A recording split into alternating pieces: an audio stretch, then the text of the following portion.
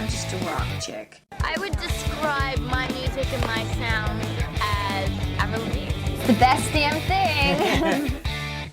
Welcome back to another episode of the Best Damn Avril Lavigne podcast, a facts and trivia-based podcast about Canadian pop singer Avril Lavigne. I'm your host, Andrew DeFrancesco. With the 68th Annual Grammy Awards taking place earlier this month, I thought it would be timely to do another episode of a segment I like to call That's What Everyone's Talking About, a segment where we explore some hot-button issues about Avril and her career. This edition is all about Avril's own history with music's biggest night, where we'll examine the possible reasons why, as of 2026, she is yet to win. We'll talk all about the awards themselves, Avril's past nominations and appearances at the ceremony, how the voting process works, and so much more. But before we dive in, we do have one small piece of Avril-related news to cover first. On January 23rd, Jason Derulo released a new EP called The Last Dance Part 1, featuring a track called Complicated featuring Ina, which includes an interpolation of Avril's song Complicated. And now let's get into this edition of That's What Everyone's Talking About. Why hasn't Avril Lavigne won a Grammy? First, let's start with a brief overview of what this award is and how the nominations and voting process works. I'll put the link to the official Grammys website down in the show notes where you can read more. The Grammy Awards are considered the highest honor in music and are presented by the Recording Academy of the United States to recognize outstanding achievements in music. The Grammys are included amongst the Big Four entertainment awards, along with the Oscars for movies, the Emmys for television, and the Tonys for Broadway. It's the only music award in which nominees and winners are determined solely by creators themselves, the peers of those being judged. The first Grammy ceremony was held in 1959, and there are 95 total categories as of 2026. The top 4 general field categories are Record of the Year, Song of the Year, Best New Artist, and the night's biggest award, Album of the Year. The award is designed like a gramophone, hence its name of the Grammys. Nominees who do not win instead receive a medallion and certificate noting their nomination. Since the year 2000, the Grammys have usually been held at the Crypto.com Arena in Los Angeles, formerly known as the Staples Center, with a few exceptions.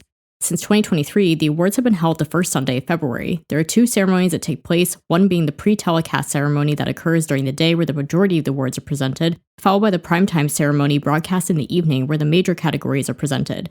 Several of the nominees also perform or present. The Grammys official website has a detailed account of how the submissions, nominations, and voting process works. The process begins with members and record companies submitting entries, which are then screened for eligibility and category placement. The Academy's voting members, all involved in the creative and technical processes of recording, then participate in number 1, the nominating process that determines the 5 finalists in each category, and number 2, the final voting process, which determines the Grammy winners. There are 5 phases to the process: submission, screening, nominating, final voting, and results. Submission. Recording Academy members and record companies enter recordings and music videos released during the eligibility year which they consider worthy of recognition in the Grammy Awards process. Recording Academy members must be in good standing in order to submit recordings for Grammy consideration. Typically, 20,000 entries are submitted each year. Screening. Reviewing sessions by more than 350 experts in various fields are held to ensure that entered recordings meet specific qualifications and have been placed in appropriate fields. The purpose of screenings is not to make artistic or technical judgments about the recordings, but rather to make sure that each entry is eligible and placed in its proper category. First-round ballots are sent to voting members in good due standing. To help ensure the quality of the voting, members are directed to vote only in their areas of expertise. They may vote in up to 10 categories across up to 3 genre fields, plus the 6 categories of the general field: Record of the Year, Album of the Year, Song of the Year, Best New Artist, Producer of the Year Non-Classical, and Songwriter of the Year Non-Classical. Ballots are tabulated by the independent accounting firm of Deloitte. Final voting. After nominations have been determined and announced, Academy voting members vote in up to 10 categories across up to 3 fields in the genre fields, plus the 4 categories of the general field to determine the winners. To ensure the quality of voting, members are directed to vote only in those fields in which they are peers of the nominees. Results. Ballots are tabulated by the independent accounting firm Deloitte & Touche LLP. After vote tabulation, Grammy winners are announced at the Grammy Awards premiere and telecast ceremonies. The recording with the most votes in a category wins. Ties are possible, in which case the 2 or more nominees who tie are considered winners. Winners receive a Grammy Award. All nominees receive a nominee medallion and certificate. Additionally, the Grammy website has a list of rules regarding voting. Voters are to cast their vote based solely on the artistic and technical merits of eligible product. Voters shall not allow their choices to be suggested, directed, or influenced by anything other than their own analysis of merit, including but not limited to personal friendships, company loyalties, regional preferences, or sales volume and popularity. Voters shall not accept money or anything of value in exchange for votes, access to other members, submission of materials for Grammy consideration, or any other privilege of Recording Academy membership. And vote trading or offering to vote in any manner in exchange for another's vote is prohibited. Aside from submitting the actual work itself, there are other strategies involved with securing a nomination or a win, known as campaigning. This can be achieved in a variety of ways, such as sending out for your consideration PR packages to the voters or special projects or talks discussing the work's creation. So now that we have a general understanding of this award and how nominations are determined, let's review Avril's personal history with the Grammys. As of 2026, she's been nominated 8 times and won 0. She was first nominated in 2003 with 5 nominations: Best New Artist, Best Female Pop Vocal Performance and Song of the Year for Complicated, Best Female Rock Vocal Performance for Skater Boy, and Best Pop Vocal Album for Let Go. She received 3 more nominations in 2004, Best Female Pop Vocal Performance and Song of the Year for I'm With You, and Best Female Rock Vocal Performance for Losing Grip. Let's examine each of these in a bit more detail. The other artists who were nominated for Best New Artist were Ashanti, Michelle Branch, John Mayer, and Norah Jones, with Jones winning. The categories of Best Female Pop Vocal Performance and Best Female Rock Vocal Performance were previously gender segregated, but became Best Pop Solo Performance and Best Rock Performance respectively in 2012. In the category of Best Pop Vocal Performance, Avril was nominated alongside Soak Up the Sun by Sheryl Crow, Get the Party Started by Pink, and Overprotected by Britney Spears, with Norah Jones winning for Don't Know Why. Song of the Year, not to be confused with Record of the Year, is awarded to the songwriters. Other nominees included The Rising by Bruce Springsteen, 1,000 Miles by Vanessa Carlton, and Where Were You When the World Stopped Turning by Alan Jackson, with Don't Know Why by Norah Jones once again winning. Best Female Rock Vocal Performance included The Weakness in Me by Melissa Etheridge, Gnawin' on It by Bonnie Raitt, and Alone by Susan Tedeschi, with Avril being beaten by Sheryl Crow's Steve McQueen. Finally, Avril was competing for Best Pop Vocal Album with Misunderstood by Pink, Britney by Britney Spears, and Rocksteady by No Doubt, which was once again overtaken by Norah Jones' Come Away With Me.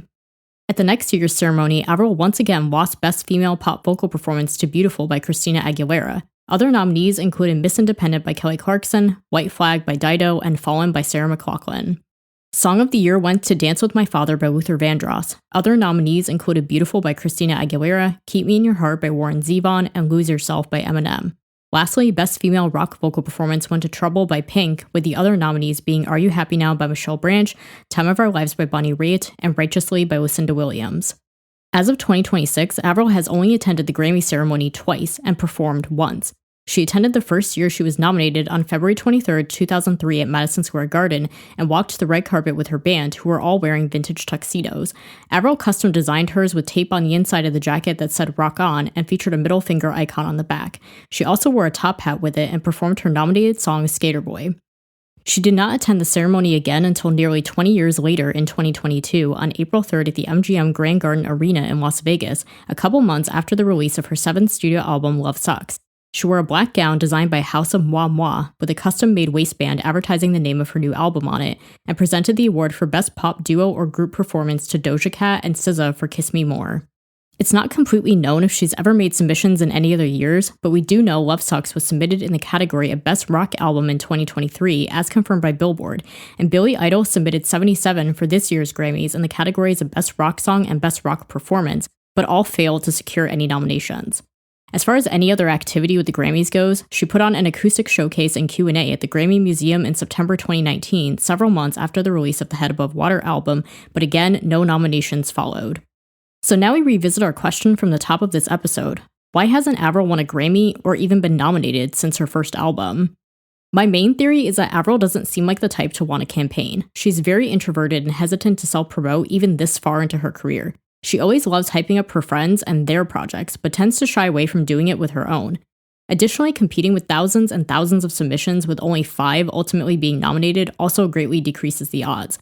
If the award is determined by her peers, it would also make sense that she would have to form more relationships in the music industry and make herself more visible, which would also go back to our point about Avril being more introverted and not as eager to put herself out there as she maybe needs to be. Though in recent years she's established more friendships in the music industry and expanded her circle of collaborators, it's difficult to say if any of her current relationships carry enough weight when it comes to the voting, nominations, and campaigning process. It's also worth noting that while the Grammy official voting rules state that voters may not make their choices based on anything other than artistic merit, this doesn't necessarily mean that bias isn't still a factor. Voters may be making their decisions based on factors like the work's commercial success and impact, their personal relationship to the artist, loyalty if the artist is from the same record label, or various other reasons. We also have to take into account the tastes and trends of the time in which Avril was nominated. Clearly, 2003 was the year of Norah Jones, a jazz pop musician who's the daughter of acclaimed musician Ravi Shankar. Perhaps during this time, an artist like Jones was considered to be more quote-unquote serious because of her jazz and blues background, against all of the more mainstream pop artists she was nominated with.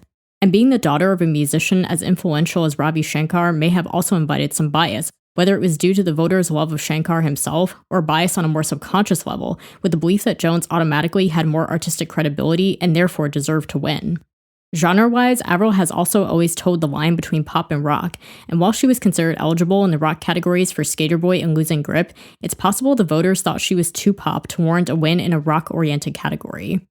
As for why Avril hasn't been nominated since, it's certainly a mystery, as her follow-up albums Under My Skin and The Best Damn Thing were worthy successors to Let Go, each debuting at number 1 on the Billboard Albums chart. It's fair to say Under My Skin would have been deserving of a nod in the Best Pop Vocal Album category, with the album's breakout hit My Happy Ending getting another shot at Best Female Pop Vocal Performance, or possibly even the newly minted Best Solo Rock Vocal Performance. Similarly, Girlfriend was an undeniable smash from Avril's third album, her first number 1 on the Billboard Hot 100, and would have made a deserving addition to the nominees for Record of the Year. But as we know, they didn't make the cut, so let's look at what actually did get nominated to see if we can figure out why.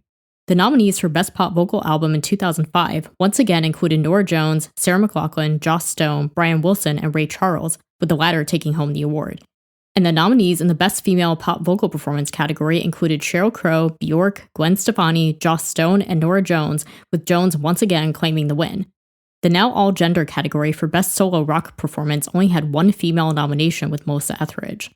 In 2008, the nominees for Record of the Year were Irreplaceable by Beyoncé, The Pretender by Foo Fighters, Umbrella by Rihanna and Jay-Z, What Goes Around Comes Around by Justin Timberlake, and Rehab by Amy Winehouse, which secured the win.